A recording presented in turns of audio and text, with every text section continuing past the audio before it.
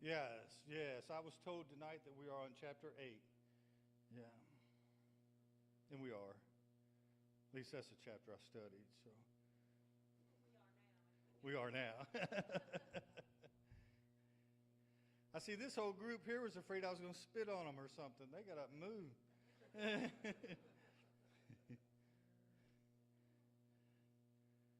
Make sure they can hear me online here.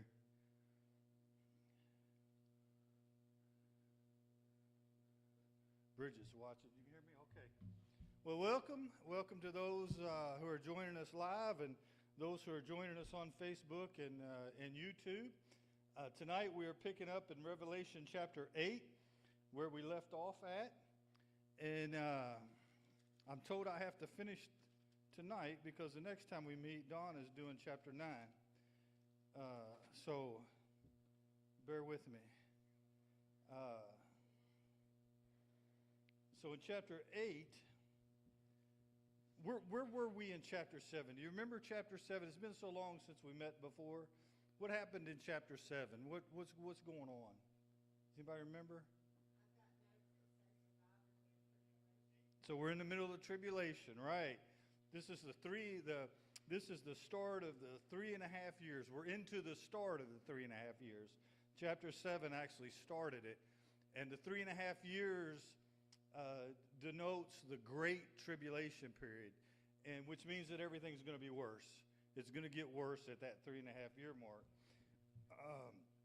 So we're still in it, and in chapter 8, we have the opening of the 7th seal. We've opened 6 seals already, and tonight we're going to open up 7, and this opening of the 7 seals includes 7 angels that are blowing 7 trumpets.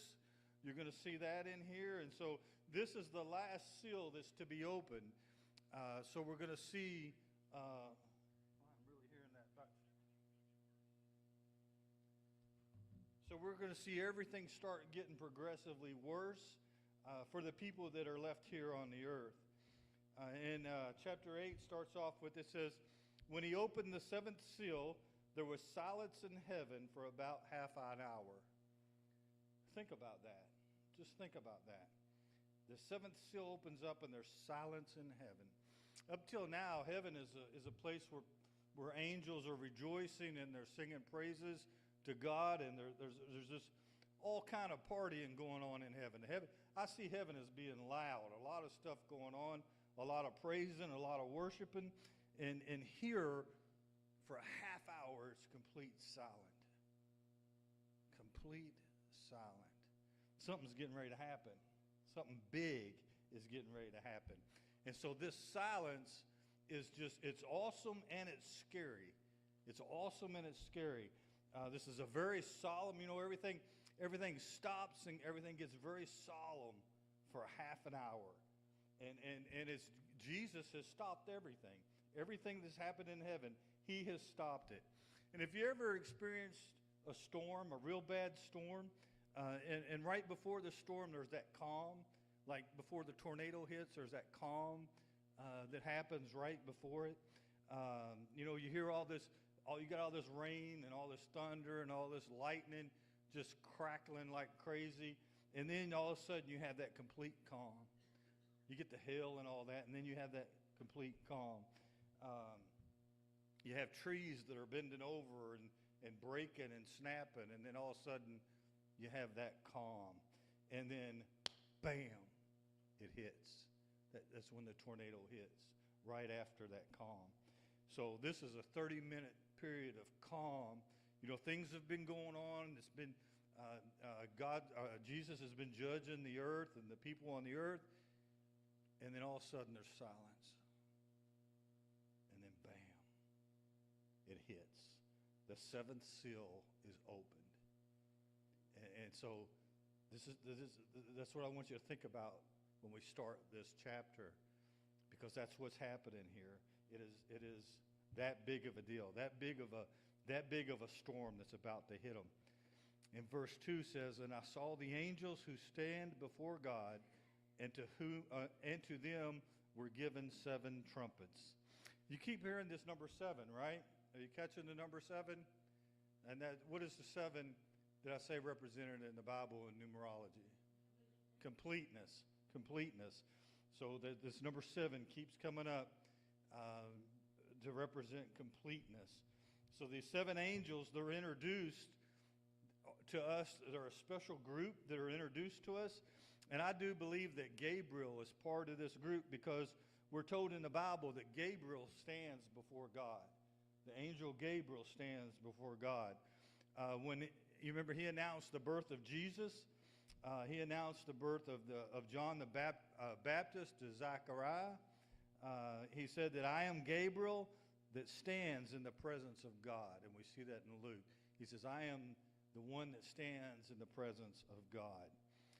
And then there's also seraphim, who are also identified as beings, as angels, and who they stand before God as well. And we see them, we hear about them in Isaiah. Isaiah 6 talks about all the seraphim. But they have a different mission and a different purpose than what this group of 7 does here. This group of 7 is going to usher in the periods of judgment on the earth. And then in verse 3 it says, then another angel having a gold censer. Now you may have an interpretation in your Bible, it also calls it a bowl. Anybody have that in their Bible? A censer is nothing but a bowl. You know, a little salad bowl kind of thing. It came and stood at the altar. He was given much incense, and he should offer it with the prayers of all the saints upon the golden altar which was before the throne. You remember a couple chapters back I was talking about the saints who were under the throne, who were crying out to God, how much longer before you judge the world, you get my vengeance. Remember those souls that were under the throne? This is them. This is their prayers. Points right back to them. And the altar, or the golden altar, is the place where prayer is offered. And notice that where's Christ at this time? Is he on that altar now? Is he sitting as the intercessor? He's no longer sitting on that throne as the intercessor. He is now in the position of judge. He has moved into the position of judge because he's getting ready to judge during the tribulation period. And in this incense, in Psalms 141:2, it talks about this incense. And it says incense is kind of like a prayer, or is a type of prayer that happens. And these are the prayers of the saints that we read about in chapter 6 that those saints were in. And so this is their prayers that are in this bowl, in this incense. This is what this represents. And this simply means that they are going to receive vindication from when they were killed. Jesus is getting ready to judge the world. And so we look at these bowls, or these incense, and these prayers of these saints are finally being answered. They're finally being answered. Because remember, Jesus told them to go back under the throne for a little bit longer, wait just a little bit longer, and now we see that it's coming to fruition here. In verse 4 says, and the smoke of the incense with the prayers of the saints ascended before God from the angels' hands. So these are prayers that are being answered by Jesus Christ. He is answering these prayers right now. It says, then the angel took the censer, or the bowl, and filled it with fire from the altar and threw it to the earth. And when he threw it, and there were noises and thunderings and lightnings and earthquake. So now you have that calm period, right before the storm, and here's the storm. This bowl of answered prayers from the saints are being thrown to the earth. And as soon as they are, you immediately hear thunderings and lightning and noises and earthquakes. And the high priest, if you remember back in Israel, in the days that Israel was in the nation of Israel, the high priest of Israel, they would take this bowl, or this censer is what it was called, full of blood. After they killed all the animals, he would take some of that blood, and he would take it in this bowl back to the Holy of Holies when he was seeking forgiveness of the sins of all for the nation of Israel. So he brought that back there. And so now we see that ritual of the high priest bringing it to the Holy of Holies, we see it being reversed here. Now it's being thrown from the Holy of Holies, which was Jesus, down to the earth, instead of from the earth up to the Holy of Holies. Because out of heaven, they've thrown this and hurled it to the earth. So, in other words, the prayers of these saints are being ascended and are being avenged. And God is going to avenge those saints that were killed during the tribulation period. At this point, the earth has already rejected Jesus Christ. They've already rejected him again. So the Great Tribulation now is really just starting the Great Tribulation period. Even though we've been in the tribulation, the Great Tribulation just starts. And so it talks about thunders. And thunders in the Bible, when it talks about thunders, it talks about that denotes the approach of a coming storm of God's judgment when you hear that thunder. So that's what it's talking about there. And then when it says noises, and your version may say voices, some say voices, noises, or voices. That is the intelligent direction of God, and not just some whimsy, unpurposeful event that's happening. This is God having an intelligent purpose on what he's doing. All these seals that are being broken, all these trumpets that are being done, he has a sequence for every one of them. Just like in our lives today, he has a purpose and he has a sequence for things to happen. And now his sequence for these events are going to happen. The lightning always follows thunder, doesn't it? When there's lightning, unless it's heat lightning, I don't guess you really see it without thunder. And so we see that actually when sometimes now you actually hear the light, you see the lightning, then you hear the thunder because you count it, right? See how far away it is? Isn't that the way it goes? That's how far away it is. Here we're going to see that thunder and we're going to see that lightning as well. And it's just going to come faster and faster and faster. And the earthquakes, it talks about a great earthquake. And the earthquake is the earth's response to this bowl of prayers that are thrown down from heaven. All of these things that happen that I'm talking about here are the response from this bowl being thrown down to heaven. And so the earthquake, when the earthquake happens, that is the start of the Great Tribulation period. That is the start of the last 3.5 years. So that's what these verses here represent. And so the angels who had the 7 trumpets prepared themselves to sound. And so this is a solemn moment. This is a period where that half hour of solemn silence is finally over. The prayers of the saints have been heard, and the order has been issued for these angels to blow their trumpets. That's all they're waiting for, is these angels to blow their trumpets. And so the angels, they come to attention, they begin to blow their trumpets, and this is the divine wrath of God that is going to be thrown on rebellious humans and on the earth. And so the blowing of the trumpets, it doesn't introduce these symbols or these secrets that are about to happen, but they're plagues. We're seeing plagues. These are literal plagues that are getting ready to happen.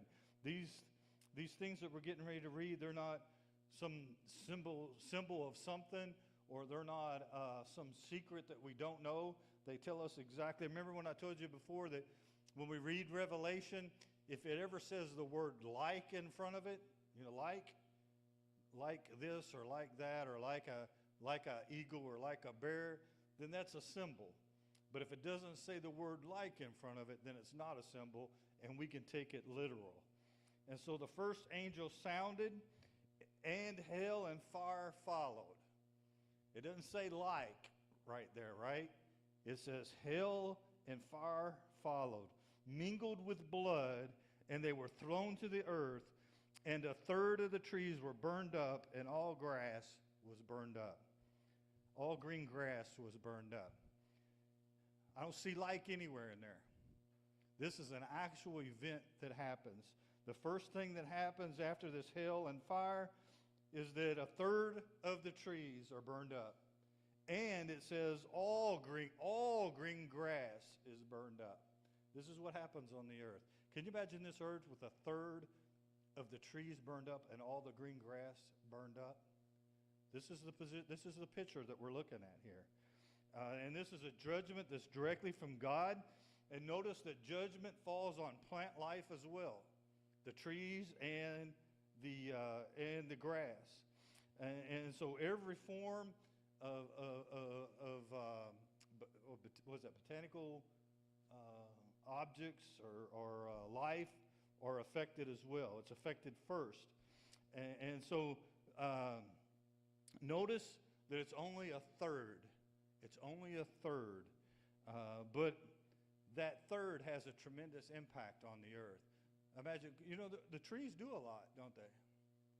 They take the carbon dioxide? How does it? I'm not a real science geek. What's that? Carbon dioxide, is that what it is? So they turn that into oxygen. So now you have a third of the trees that are gone. No, that's a third of the oxygen that's on the earth that's gone. So it has effects. And so that's God's judgment. So fire, we're seeing a fire here, and this is everybody's great enemy, right? Everybody is afraid of fire. Whether your house catches on fire or whatever it is, everybody is afraid of fire. And this is what God is going to use. This is the instrument he is going to use. And notice, what did he use for the first global judgment? Water. And so this one, the final one, he's going to use fire. And I want to point out here that, there was, I don't know if you remember it, but back when I was young, they used to say that, which I know was a couple days ago, was that the earth was going to be destroyed by fire. God was going to destroy it by fire. He's not destroying it by fire here. He's destroying a third of the trees and all the green grass. He's not destroying the earth by fire here. All right? I just want to point that out because I think that sometimes this is where they get that from, that it's going to be destroyed by fire. But it's not. Just part of the trees and the grass are. And then the second angel sounded, and something like a great mountain burning with fire was thrown into the sea, and something like a great mountain. Okay? Like. There's that word like there. So it's something like a great mountain burning with fire was thrown into the sea. We don't really know what that is. We can take some guesses on what that is, but we don't know because it says the word like in there. But we do know that it's going to be huge. And it's going to be thrown into the sea, and a third of the sea became blood. A third of the water in the sea becomes blood. And a third of the living creatures in the sea die. So a third of the marine life in the sea dies, and a third of the ships are destroyed that are in there. That's, that's a lot. When I read that, the first thing I think about, I don't know about you, is a volcano that erupts, some kind of volcano or something. I don't know. That's the thing that I think of, but we don't know because it says like. But we know this is a huge event, and the thing to get from it is that a third of the sea becomes blood, and a third of all the marine life dies, and a third of all the ships are destroyed. The sea occupies how much of the earth's surface? A whole lot. Huh? Somebody? How much? 2/3? It's a big deal. It's a lot. This probably is about 2/3. So you're talking a third of the 2/3 of the planet is affected by this. And this is a direct judgment from God. And pay attention, like I was talking about the word, like a great mountain burning with fire was thrown into the sea. Uh, it is something, all we know is it's something like a great mountain, not that it is. And we know that it kills a third and a third and a third. And then verse 10 says, Then the third angel sounded, and a great star fell from heaven, burning like a torch. And it fell on the third of the rivers, on the springs of water. The name of the star is Wormwood. A third of the waters became wormwood, and many men died from water because it was made bitter. The fresh water, a third of the fresh water now is going to be polluted. A third of it. That's a lot. You know, there's some countries out there now that have a hard time getting fresh water. Can you imagine a third of the fresh water on the earth being polluted? So where you can't even drink it. You can't even drink it. And wormwood is mentioned several places in the Bible. In Deuteronomy 29:18, it's mentioned when it talks about the idolatry of Israel. And then it's mentioned in Jeremiah 9:15 and in 23 and some other places. And it always has to deal, and it refers to a calamity that happens and great sorrow that happens. And so this star is literally like a meteor that is coming to poison a third of the fresh water that's on the earth with this warm wood.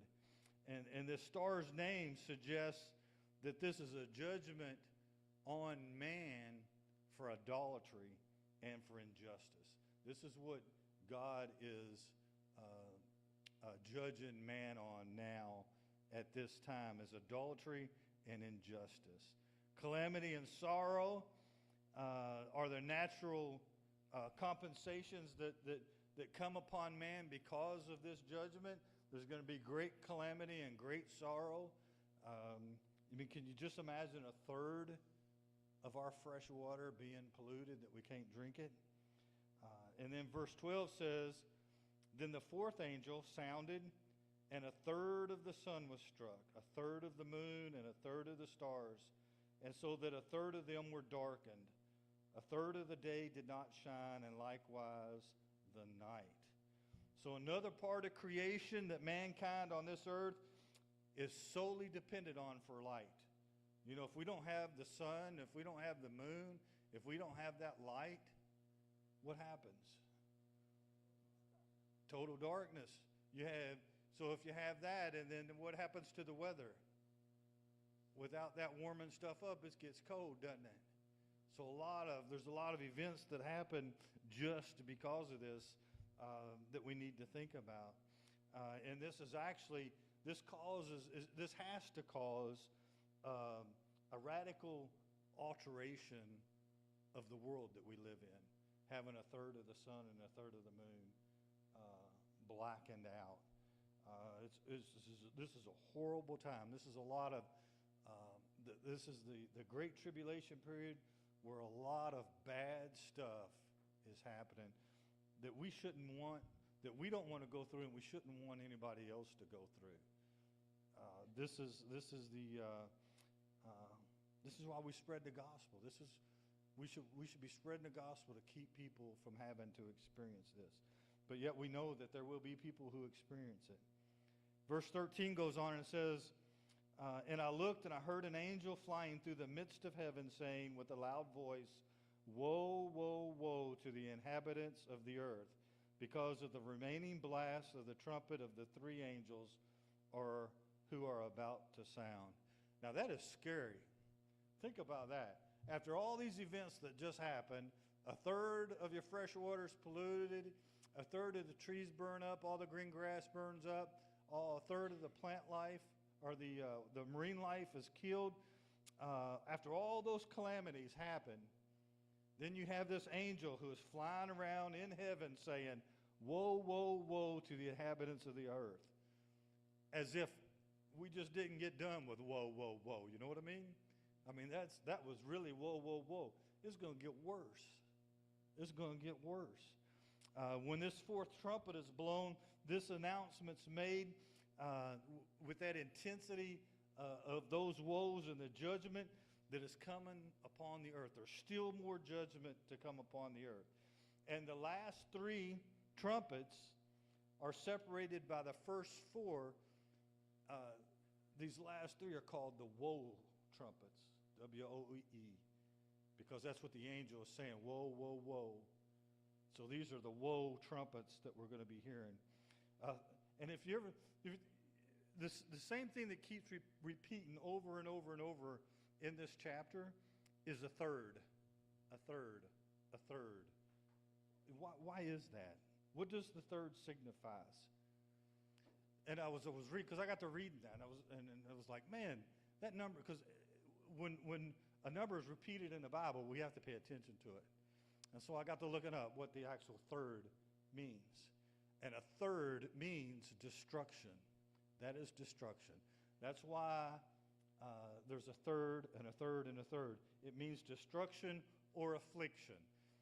And that's what's being presented onto mankind. And while notice that this judgment is severe, this is severe judgment. And it's going to be life-altering judgment for the people that are left here.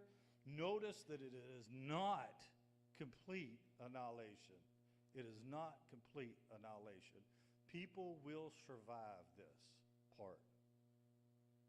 Whoa. I'd hate to be the one to survive it. I wouldn't want to be the person to survive it. I don't know. It would just be horrible, having all that destruction and then having to survive it. But notice that God still, through all of this, and he doesn't have to, but he still shows mercy on mankind. He still shows mercy on mankind. These are the people who have taken the mark of the beast, or who haven't taken it and are hiding out from the Antichrist because they're going to be killed. And God still shows mercy on them.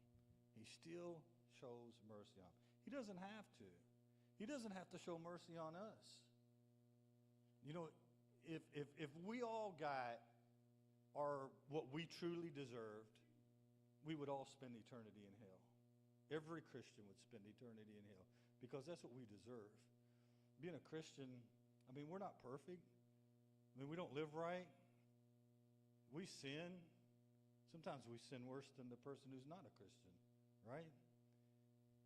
But the thing that changes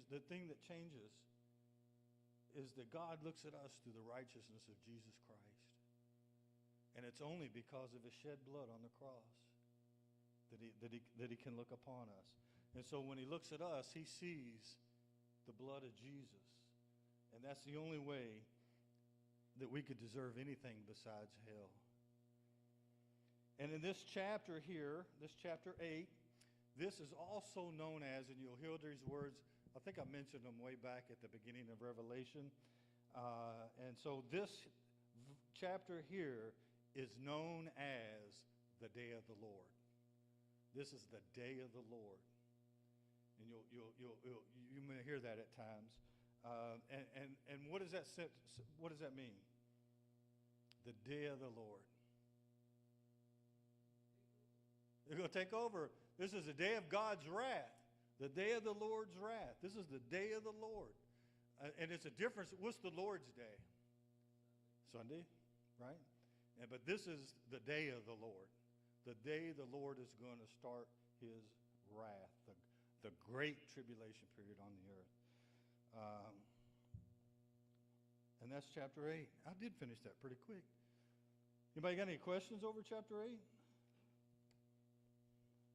Hey. So in chapter 7, we had 4 angels, and then a fifth that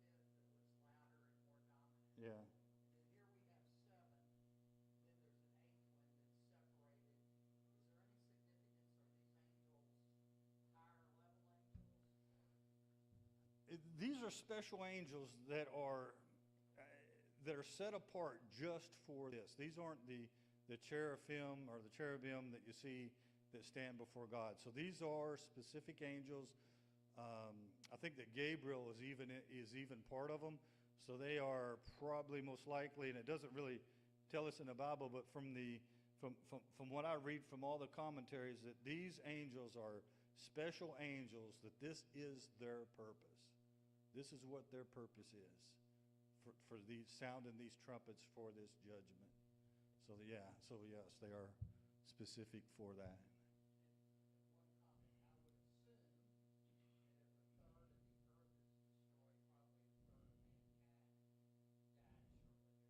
You would think so.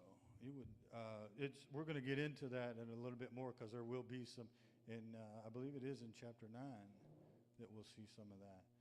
But with all of that third and of the water and third of the oxygen and all that, there has to be some deaths on the earth. Has to be.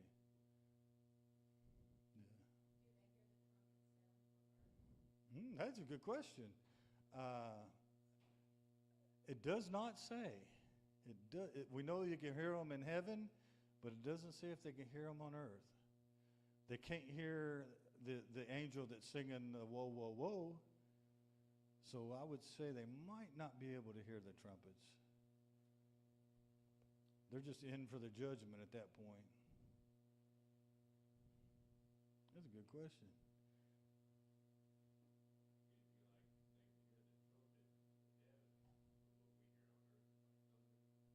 No, that could be. That could be. If anything, yeah, you could hear like thunder, yeah.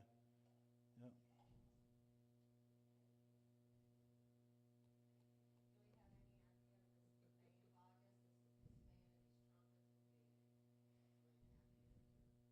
Yeah, so these last trumpets that were these last 7 trumpets are over a 3.5-year period, because they're throughout the Great Tribulation. Because right at the end of the Great Tribulation, Jesus comes back at the second coming, at the end of that tribulation period.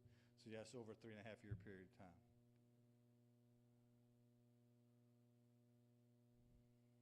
Horrible 3.5 years. Anybody else? All right. All right. Well, with that, we will thank you guys for joining us on Facebook and YouTube, and we'll go ahead and cut the stream. And you're going to do prayer requests? All right. We'll have, you want me to turn it off before you do prayer requests, don't you?